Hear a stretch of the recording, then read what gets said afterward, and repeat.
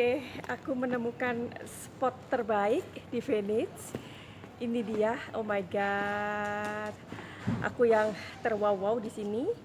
Jadi teman-teman yang mau ikuti perjalanan live camper with Suki and Diego, silahkan kunjungi YouTube aku Suki and Diego. Oke, check it out.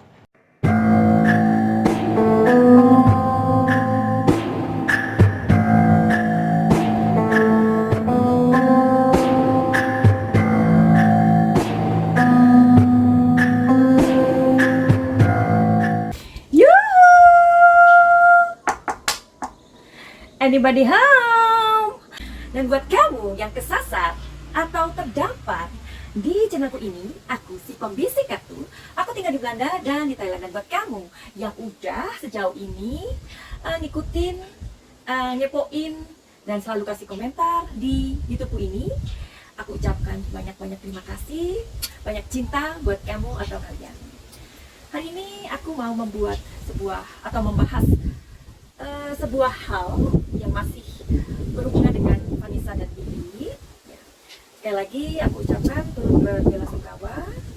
Semoga keluarga yang ditinggalkan mendapatkan penghiburan, mendapatkan keikhlasan, dan kedua korban kecelakaan mendapatkan tempat yang terindah di sisi Tuhan. Amin. Jadi ada beberapa pertanyaan dari kalian yang sudah aku catat dan kemudian aku terpikir untuk membahasnya hari ini. Jadi pertanyaannya itu adalah misalkan seperti ini, Madam Suki, kenapa ya Vanessa kok tubuhnya terpental dan keluar dari mobil, ya? Oke. Barangkali juga kamu atau kalian udah ngikutin beritanya sejauh ini, dan barangkali kalian juga sudah ada yang tahu kenapa, ya? Karena diperkirakan Vanessa terlempar itu karena tidak memakai seat belt, ya. Oke, jadi kita mau bahas hari ini. Gimana, mau pakai kartu atau gimana? Sambil ngobrol ya, tepatnya. Kan aku nggak harus selalu memakai kartu aku gitu loh, ya kan? Nah, jadi terima kasih untuk semua pertanyaan-pertanyaan kalian yang kalau bisa aku membuat videonya dan aku bisa bahas, aku akan bahas. Memang membuat video tentang Vanessa dan Bibi ini udah beberapa kali, termasuk yang ini ya. Ada pertanyaan ke aku, Madam Suki tolong dong dilihat, itu sepertinya ada unsur kesengajaan dari sopirnya.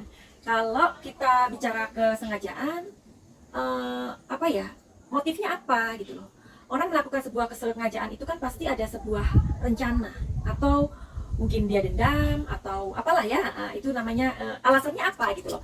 Alasannya apa dia untuk membuat sebuah kesengajaan. Kalau itu disebut sebagai sebuah kesengajaan, sebabnya apa? Apa motifnya adalah persaingan, atau misalkan cemburu, atau apa ya?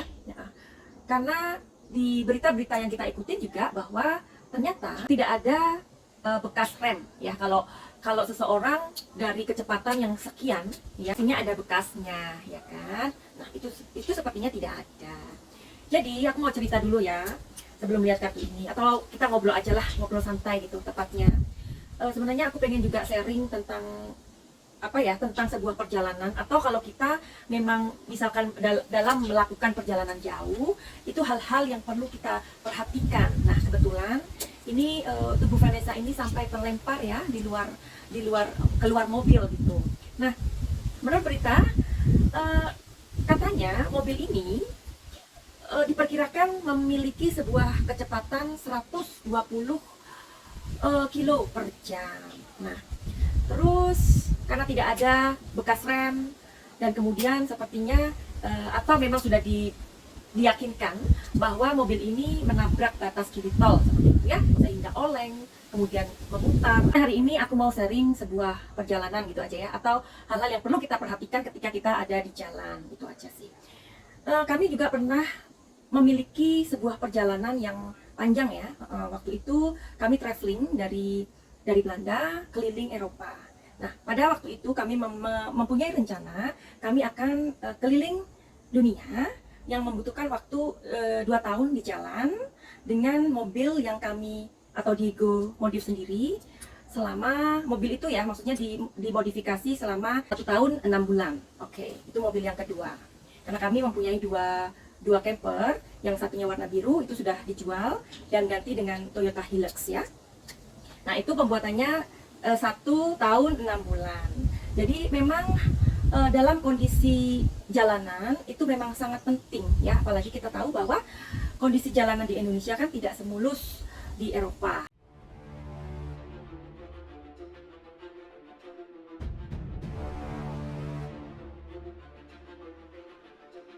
It started with an idea after building a Mercedes 310 Overlander out of a 4-wheel drive fire truck. There were some things that we wanted to change, so we decided to build the ultimate 4-wheel drive overland camper.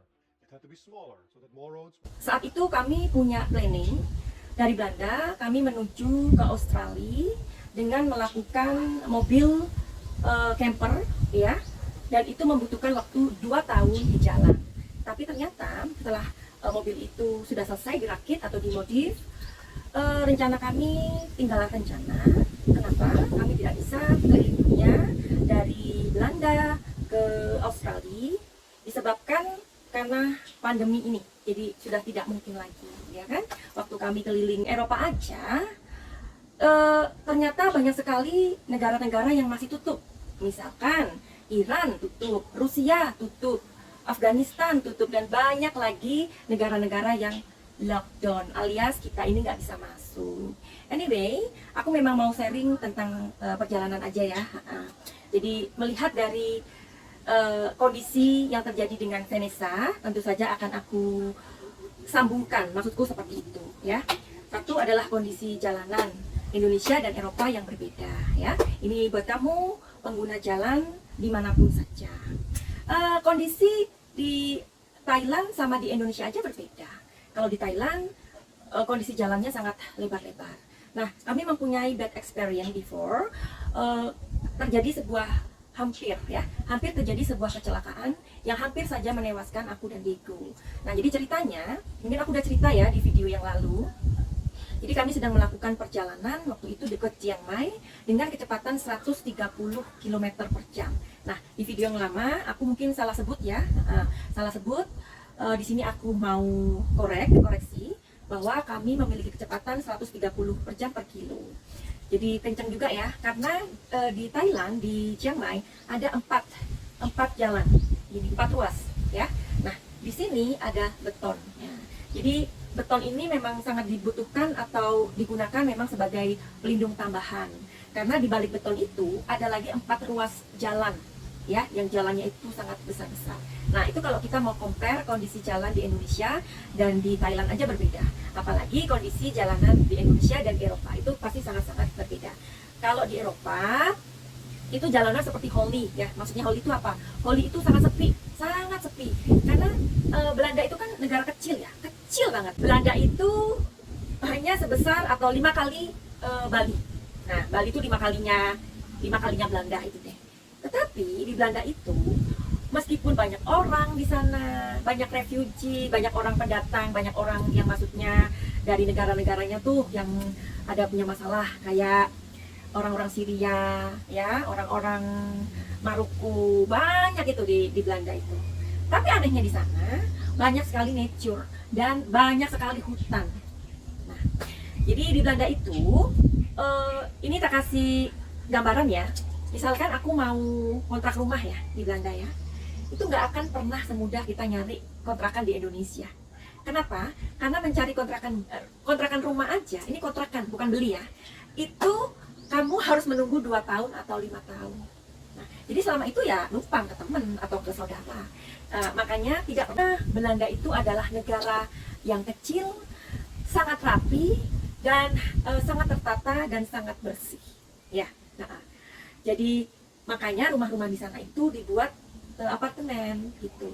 Jadi di Belanda itu banyak sekali rumah-rumah yang rumah-rumah orang tua itu ya, orang-orang tua yang jompo-jompo itu. Yang tadi aku katakan, memang kita nggak bisa compare karena di Indonesia juga too much people. Lagian Indonesia itu sangat-sangat besar. Indonesia itu terdiri dari 17.400 sekian pulau, bayangkan, yang saling sambung menyambung. Tentu saja itu nggak bisa di compare dengan Belanda. Tapi di sini yang aku mau ngomongin bahwa di Belanda itu mereka memiliki sebuah sistem atau fondasi, ya, fondasinya luar biasa. Jadi di sana itu kalau hujan sederas apapun itu cuma 1 jam atau 2 jam itu udah menyerap lagi, airnya hilang, ya. Padahal kalau kita tahu atau kita membaca ya, jadi negara Belanda itu daratannya kan lebih rendah daripada laut ya, seperti itu. Jadi daratannya lebih rendah seperti itu. Nah, tetapi yang aku mau kasih tahu di sini adalah sistem dari orang-orangnya yang udah membuat negara ini, negara sekecil ini bisa teratur seperti itu sampai rumah itu nggak berantakan. Nggak ada yang berantakan di Belanda itu, nggak ada. Ya, itu aja. Cuaca. Nah, cuaca kalau kita mau pergi-pergi jauh, silahkan melihat cuacanya bagaimana. Karena ini penting. Kalau hujan, dalam kondisi hujan itu pasti licin, ya, licin. Oke. Terus juga tekanan ban. Tekanan ban ini benar-benar juga harus diperhatikan kalau kita mau perjalanan jauh. Seperti aku dan Diego selalu melihat tekanan ban, ya. Karena itu penting. Kondisi ban sangat penting. Karena ketika terjadi manuver di mobil itu kan kecepatan mobil atau reaksi mobil itu kan sungguh besar ya. Jadi kondisi ban, tekanan ban itu memang sangat-sangat diperhatikan ya. Terus aku tadi ngomongin tentang kecelakaan yang di Chiang Mai ya. Kami di Chiang Mai, kami melakukan perjalanan 130 km per jam.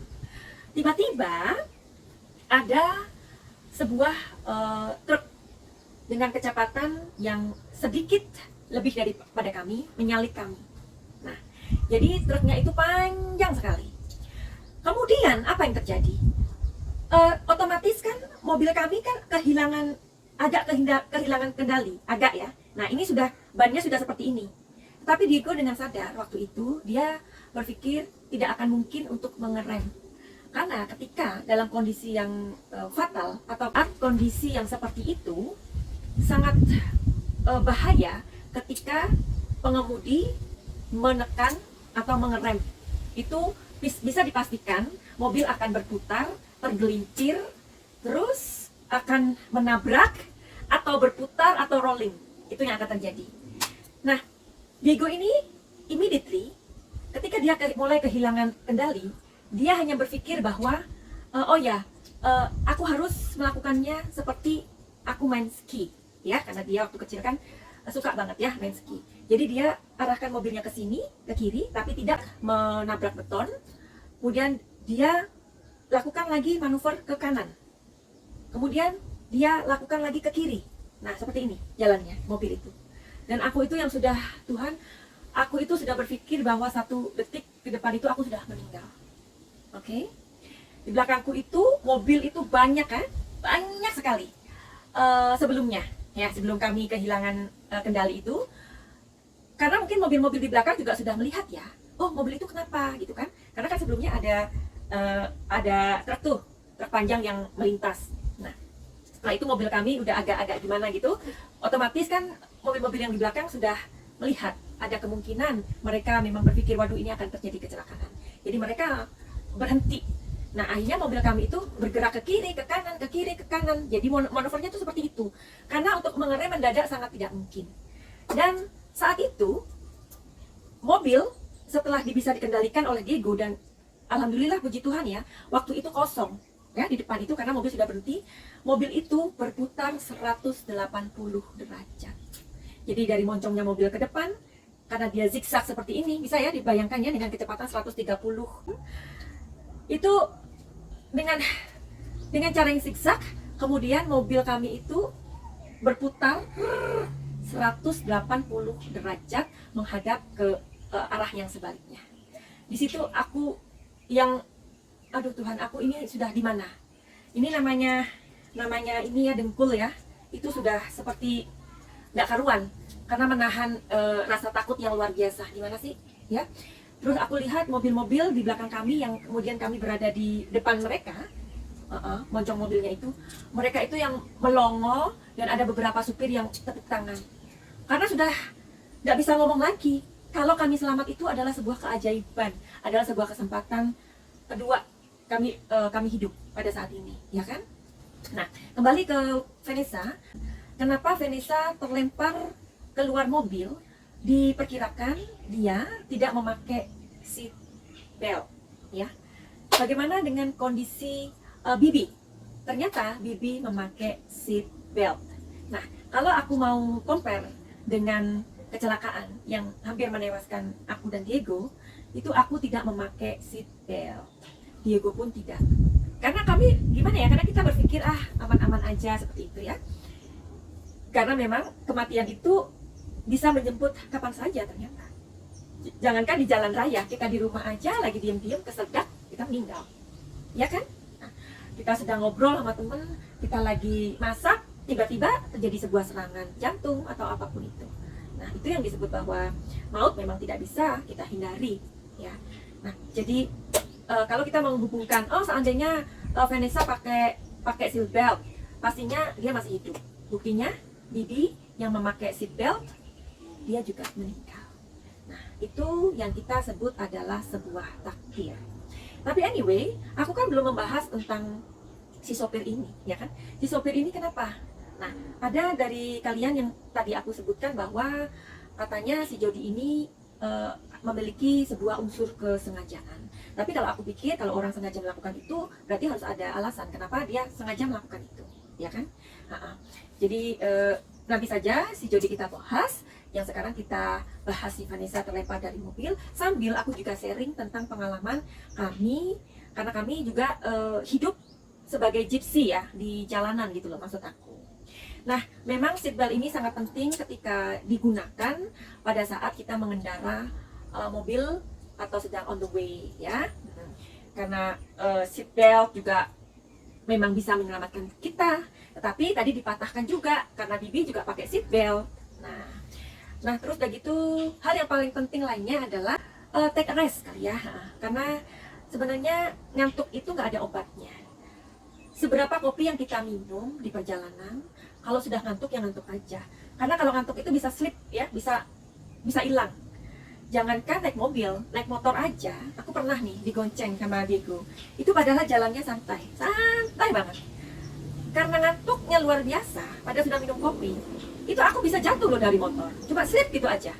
Nah, apalagi ini naik mobil. Pengalaman kami ketika kami keliling Eropa dengan mobil camper van, Diego selalu berjalan itu hanya 3 jam. Ya, jadi 3 jam. Misalkan kalau di luar negeri itu kan kayak di rumahku aja di Belanda. 2 jam kita ke arah ini itu udah masuk Jerman. Tapi kalau kita dari Amsterdam beberapa jam dari sana itu sudah masuk ke Belgia. Jadi gitu loh. Jadi saling sambung-sambung begitu loh ya. Misalkan 3 jam udahlah itu udah ke luar negeri gitu. Nah, Diego nggak pernah sampai 4 jam. Pasti hanya paling lama 3 jam dan itu take a rest dan cari tempat untuk kita berhenti di mana camper itu bisa aman ya. Karena ternyata di luar negeri itu meskipun banyak sekali nature, meskipun suasananya sangat sepi, itu nggak akan pernah bisa mobil sembarangan berhari-hari berhenti di situ, nggak akan mungkin, karena bute atau dendanya sangat mahal ya. Kalau sudah kena bute atau dendanya itu udah deh.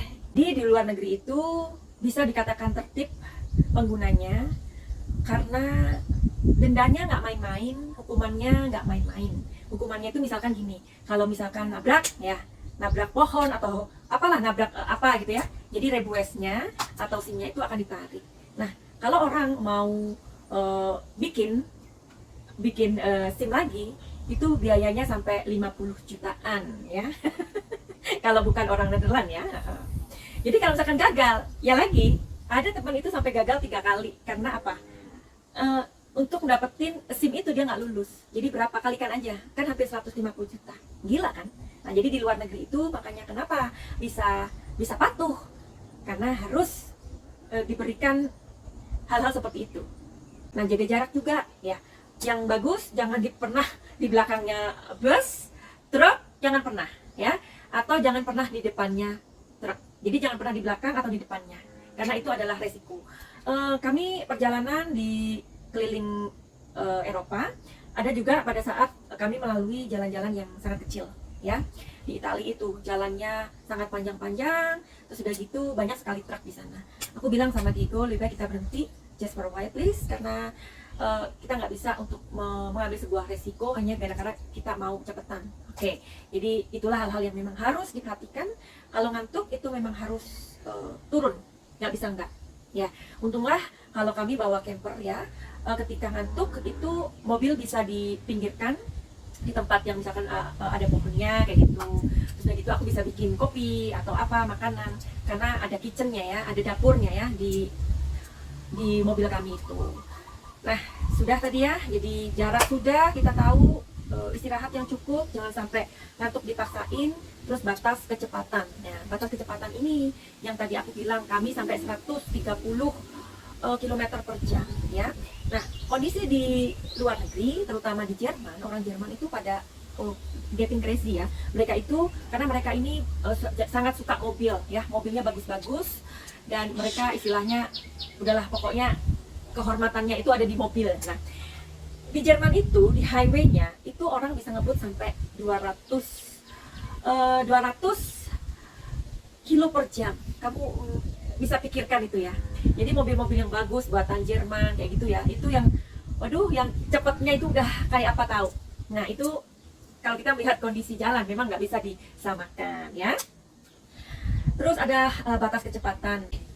Ini sebenarnya lebih ke share ya, ke sharing gitu ya, karena kami mempunyai perjalanan juga kebetulan keliling Eropa, which is kami pengen keliling dunia, tetapi karena kondisinya sekarang sulit, apa boleh buat, sekarang mobil kami akan segera dijual karena kan perjalanan sudah selesai. Mungkin nanti kalau ada waktu kami akan membuat mobil lagi, mobil camper untuk keliling di Thailand seperti itu atau di Asia. Jadi inilah kami, seorang Suki Diego adalah seorang petualang, adalah seorang traveler ya. Jadi banyak sebenarnya hal-hal yang pengen aku sharingkan di sini tentang perjalanan, tentang apa saja ya. Dan perjalanan kami, kamu bisa ikuti di video-video aku ini ya. Tapi aku memperhatikan sih ya, memang ketika aku misalkan membuat video di luar Subang atau apalah ya, istilahnya bukan tarot ya. Kalian ini kurang berminat gitu loh. Padahal sebenarnya pengen banyak hal aku pengen sharingkan tentang perjalanan. Karena untuk melakukan sebuah perjalanan, apalagi dengan camper van, itu dibutuhkan hal-hal yang sangat-sangat detail. Bahkan aku pengen banget untuk share tentang modif, ini mobilnya ini, di modifnya itu dulunya gimana, dari mobil yang seperti apa. Tapi aku melihat kalian itu tidak tertarik gitu ya, selain tarot atau selain kasus Subang ini. Kenapa? Padahal kan banyak hal sebenarnya yang bisa kita dapatkan, bukan hanya dari hal-hal yang sedang viral, itu maksud aku ya. Makanya pasang itu loncengnya. Jadi kapanpun aku membuat video, bukan hanya video yang sedang viral, kalian masih bisa untuk menikmati indahnya sebuah perjalanan dengan camper van. Serasa kamu ikut serta di dalamnya, itu maksudku. Oke? Anyway, sebenarnya ini bukan untuk melihat kartu, karena aku hanya tergelitik kenapa Vanessa terlempar, sedangkan suaminya memakai seat. Jadi aku rasa ini adalah sebuah takdir ya. Kalau takdir itu nggak bisa untuk dihindari memang. Tapi paling enggak, misalkan takdir itu sudah ditentukan bersama, ya bersama-sama untuk pergi, paling tidak mungkin si jodinya ini harusnya dia harus lebih fokus ya, karena kita tahu kan memang dia tidak fokus dalam mengemudi kendaraan ini ya. Jadi kamu yang tertarik dengan penjelasanku atau pembahasanku tentang Vanessa, ada beberapa video yang sudah aku buat. Finally, begitu aja. Buat kamu yang pengen konsultasi reading tarot, silahkan.